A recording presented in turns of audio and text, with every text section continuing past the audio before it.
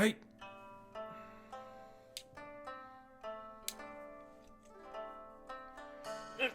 Damn it. Hey. Yeah. Yeah. Yo, Smart, did you watch Cobra Kai season 4?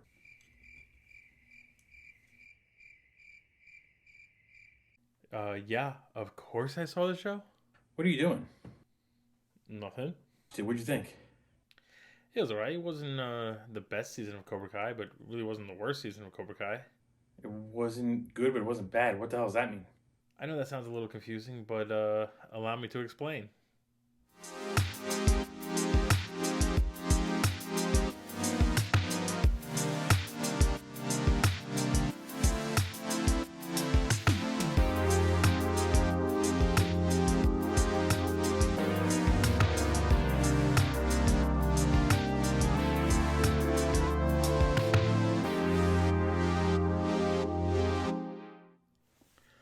What's up, GGEN? I am Spartacris. Let's talk Season 4 of Cobra Kai. I've let more than enough time pass. I will be going into spoilers. I will warn you once I do. But I feel like now you have plenty of time. It came out on December 31st. It's time to talk about it.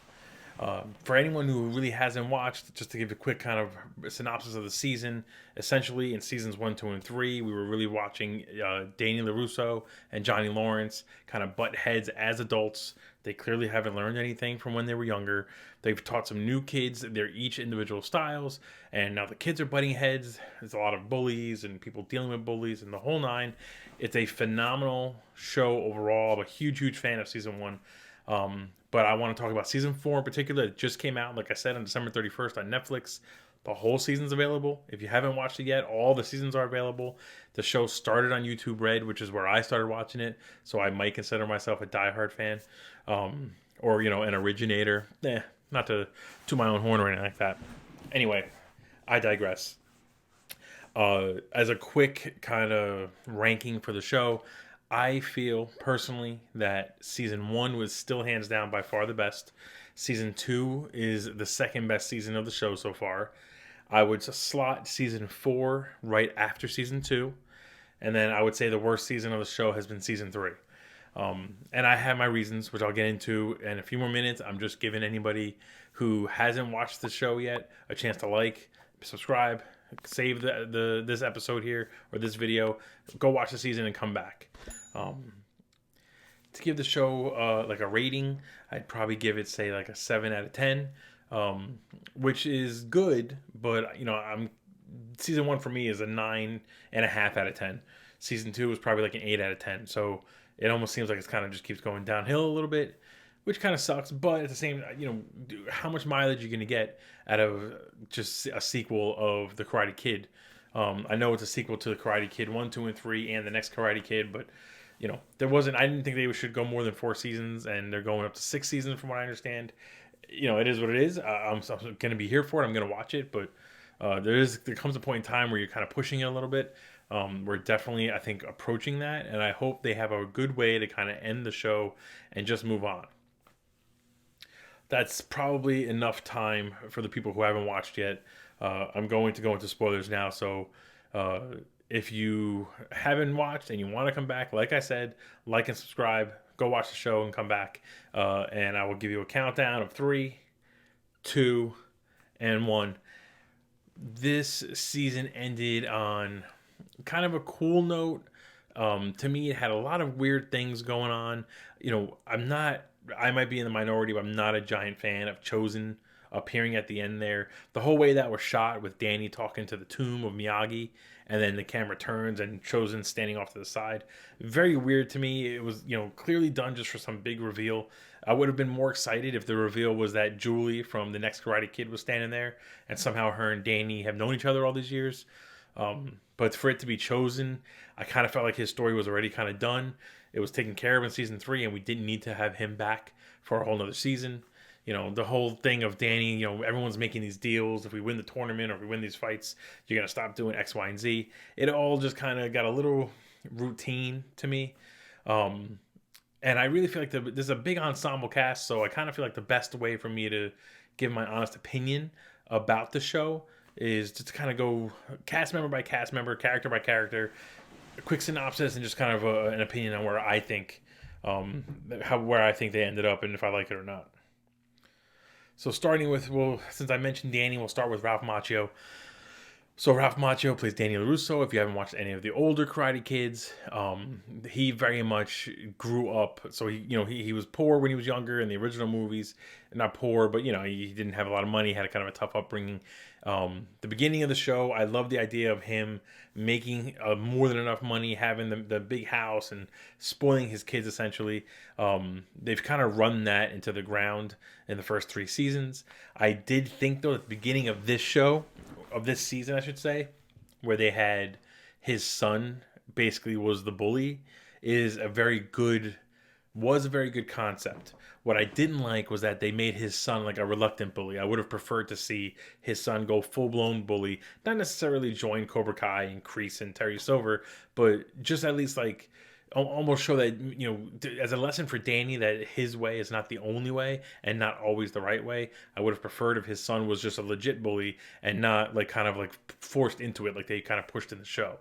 I also didn't really like that by the end of the season, it seems like his son is going to want to learn karate and spend more time with his dad doing the Miyagi stuff.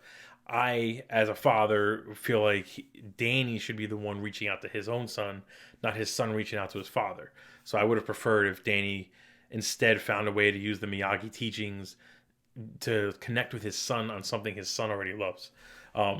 Otherwise, Danny is the bad guy of the Karate Kid series, and I'm not a huge fan of his. I think that I don't mean that as for Ralph Macchio. The character is written pretty well, but he continues to make the same mistakes. He's more stubborn than Johnny Lawrence ever was, and he continues to think that his way is the right way and talk down to everyone around him. It's frustrating, and I feel like after 4 seasons, we haven't seen any growth from him, and it's kind of irritating. Moving on to William Zabka, who plays Johnny Lawrence. I would say for the first, one of the reasons why I like the first 2 seasons so much is because you see the most growth from his character. He goes from like the stubborn kind of Cobra Kai way is the only way. And by the end of season 1, he's already doing a lot of things differently than when he starts the season. And by the end of season 2, he really sees the error of his ways and a lot of the mistakes he's made in his life. He wants to make amends. You see a ton of growth from his character. I believe he was the hero of the Karate Kid movies, and I stand by that. There's plenty of YouTube videos that break it down for you. I'm not going to do it here.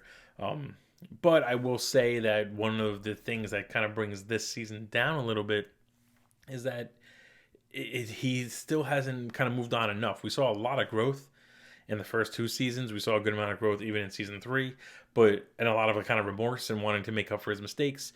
But in this one, he continues to make the same mistakes. The scene where Robbie goes to his house to basically tell his students to stop kind of pushing the Cobra Kai kids around. And the way he just talks to Robbie, I was just kind of like, dude, right there is we have a chance to kind of reach out and talk to him and, treat him with respect and so on and so forth. And instead, he just kind of gets stubborn because Robbie mentions Kreese or something. And he just gets annoyed. And that kind of frustrated me. I was very excited in this season for Danny and Johnny to be a team for the majority of the season, and I was not a fan of the fact that they were a team for 2 episodes. Maybe they were on the same page for 1 episode, and then they very quickly just separated into two classes again. But they were sort of dipping their toes into each other's classes. It was just kind of frustrating. I wish they worked together for the majority of the season. Maybe squash their issues in the first 2 episodes, but then really focus on the next 8 episodes of the show. I would have preferred that. That's one of the things I'm talking about, where it's like they don't really learn or move on. They kind of keep making the same mistakes, and to me it was kind of frustrating to see that. I know you need drama somewhere, but there's plenty of drama coming from Kreese and Terry Silver. And you didn't need Danny and Johnny to again continue to butt heads in the same way they've been doing it for 3 other seasons now. I was glad that they were called out on some of the crazy shenanigans they did over the last few seasons, but just because you say it out loud how ridiculous it is doesn't make it any really better when they continue to do stupid shit. On to some of the other adults. Amanda LaRusso, played by Courtney Hengler. She is one of my favorite characters of the show. I love the fact that She kind of practices what she preaches. I was upset with her when she went to Tori's job and basically got Tori fired. But I love that she immediately tried to make amends for it. She realized she was wrong.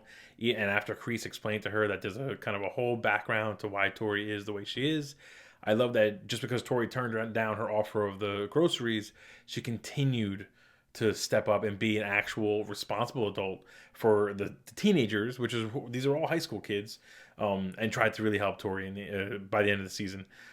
So good on her, and I'm glad that she was really the only adult that's acting like an adult. And then the other real adult that's part of the show is Carmen, on the good side anyway. And she doesn't have a lot to do, so there's not much to say. The actress is good at the role. She has a good chemistry with Johnny, but there's nothing really more to say about that because there's no story there. The other two adults, big time adults this season were Kreese and Terry Silver. Now, I love the portrayal of Terry Silver here. I like that, he basically was content with his life, and you see Kreese kind of like screw it all up and just get in his head just to get what he wants, and then it kind of backfires, and he almost unleashes the Frankenstein's monster, so to speak. Kreese is a phenomenal villain. I love when he kind of hams up the screen a little bit, chews the scenery. What I don't like this season is this kind of attempt to almost make us feel bad for Kreese. He's the bad guy. Like, to me, he's the Emperor. Terry Silver should be the Darth Vader. If you want to switch it, fine, but they're bad guys. Darth Vader's a bad example because there is some redemption in him, but like, I don't want to feel bad for Kreese. I don't really want him to reluctantly team up with Johnny and Danny in the next season, which is what I think is going to happen. I would prefer if they were just bad people who, it's fine if Terry kind of backstabs him, but I didn't need to almost like try to be made to feel bad for him.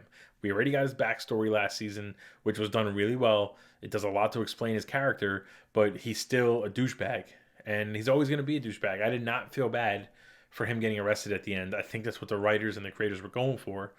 Not the feeling I got at all. I was basically applauding the screen like, good for you. You deserve to get arrested, you piece of shit. And that kind of does it for all of the adults. Now let's move on to the children. Miguel. We'll start with him because he's was the most badass fighter of the bunch. Played by Miguel Diaz, a.k.a. Blue Beetle, for anyone who's paying attention to the DC newscastings, or casting news, I should say. Season 1, absolutely loved his character. Huge fan of his. Season 2, still a big fan of his. Season 3, he kind of disappeared into the background a little bit, I felt like. And now in this season, I found myself more frustrated with him than anything else. I guess the idea is that fighting is not everything, and it is good to see that the younger generation in the show is not just going to repeat the same mistakes as the older generation. But I did not really like the direction they took his character. I'm not looking forward to a whole season of him in Mexico trying to find his dad, and Johnny trying to find Miguel, who's trying to find his dad. I kind of hope that 1 or 2 episodes the most, Miguel finds his dad, finds out he's a piece of shit. Johnny gets there. Him and Johnny and Miguel have a heart-to-heart, and they kind of squash their shit, come back, and get focused up again. But the way it ended, where he kind of hurt himself just because he jumped in the air, and then he just decided not to come back, was kind of a frustrating ending for me. I was not very happy with it. The actor is doing a good job in the role, but I feel like the writers kind of almost ran out of ideas for his character, didn't necessarily know what they wanted to do, and what they came up with, to me, in my personal opinion, wasn't that compelling. And then you got Robbie Keane, Johnny's son, who in this season established himself, in my opinion, as the best character of the show. I love that he continually kind of makes his own decisions. I love that no one had to tell him he was doing kind of the wrong thing by teaching the new kid the Cobra Kai way, that he kind of saw it already. I love that he was trying to combine the Miyagi teachings and the Cobra Kai teachings on his own. Nobody told him to do that. He's clearly one of the smarter kids. He's got the most street experience. That kind of makes sense to me. And I just love the way the show went. I love him going back to Johnny at the end and just basically saying, I'm tired of being upset and blaming you for shit. He is one of the best characters of the show, if not the best character. And for me, he's my favorite character of the show. Followed closely by Tori. I feel like she is the one of the more rounded characters of the show. She's got a good backstory. She's one of the better actresses on the show. She really sells this like tortured and angry teenager. Every time her fight scene starts, it seems like it's going to get vicious, and that goes for season 2, season 3, and this season. One of the more consistent fighters and one of the more consistent characters on the show, and I was glad to see her try to kind of make amends a little bit with the LaRussos. And I know it was to help herself get back in school, but she had the right reasons to do it. And I was really annoyed when Sam LaRusso started basically bullying her in school. Again, I got kind of, out of nowhere, I got excited thinking that Tori was going to walk into the high school, Sam was going to be there and say, you know what, my mom wants me to give her a chance, I'll give her a chance. But then Sam just was an asshole, and it just goes to show that just because you're a LaRusso doesn't mean you're a smart person. So, she's another one I was frustrated with this season. I feel like there's growth, but in the wrong direction. I don't really know how to describe it. And then let's go to Hawk, who in season 1 was very close to being my favorite character. And season 2 was already on the top of my favorite characters. Season 3, was kind of okay. And this season, at first, I was a little kind of like, oh, he lost his confidence. It's had a very Austin Powers, like I lost my mojo vibe. But I love that he won the tournament at the end. Good for him. I was a big fan of that fight. I was a big fan of just kind of the whole setup for it. It sucked that Miguel basically just quit, but for Hawk to reap the benefits of that, it's amazing. And I really want to see him kind of earn the respect of being the champion, have to defend the title, kind of be the new leader of the group. Since Miguel's going to be away, I'm sure it will fall to Hawk. Big fan of his. I love that so much. Some of the other characters, Dimitri, really annoying in season 1, even more annoying in season 2. Redeemed himself a little bit in season 3, but I love the way they used him here. Much better writing for his character, more comic relief. I was a fan of his this season by the end. I'm going to just come right out and say, too, the guy who plays Stingray should just be fired from the show and never come back. I don't like the character. I'm glad he got his ass beat this season. But yeah, I mean, that's really the main cast. There's no one else that's like huge on the show.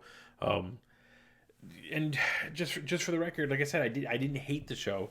I just, the whole build up to the tournament was nice. One thing I did like was that this season didn't try to up the ante on the big brawls that they've been having in season 2 and 3. I really think the season 2 brawl in the school was a good step up from the tournament in season 1. Season 3, they tried to kind of up it a little bit with the brawl in the LaRusso household. You kind of see what they were going for, but it didn't really land. And I felt like if you just keep going through this process of trying to go bigger and bigger with these fights, it becomes more and more unrealistic. And in season 3, it was already pretty unrealistic. So I'm glad they just focused specifically on the tournament. With that being said, I did not think the fight scenes in the tournament really landed that well.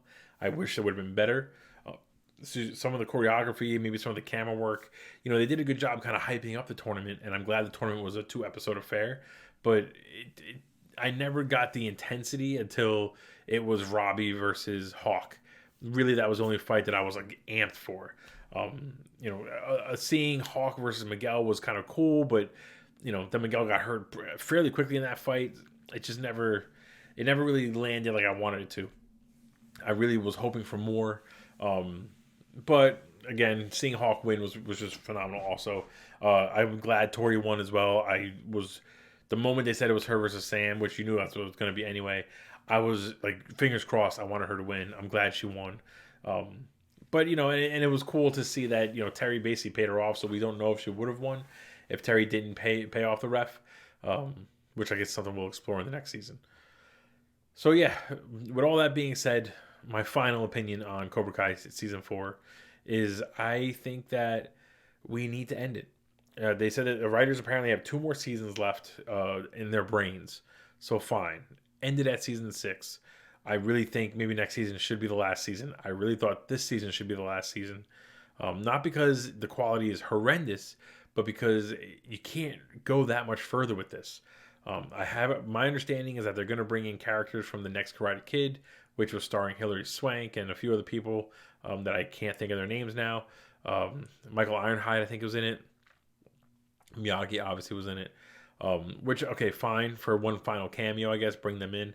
but I don't see how you can continue to push more and more seasons out of the show.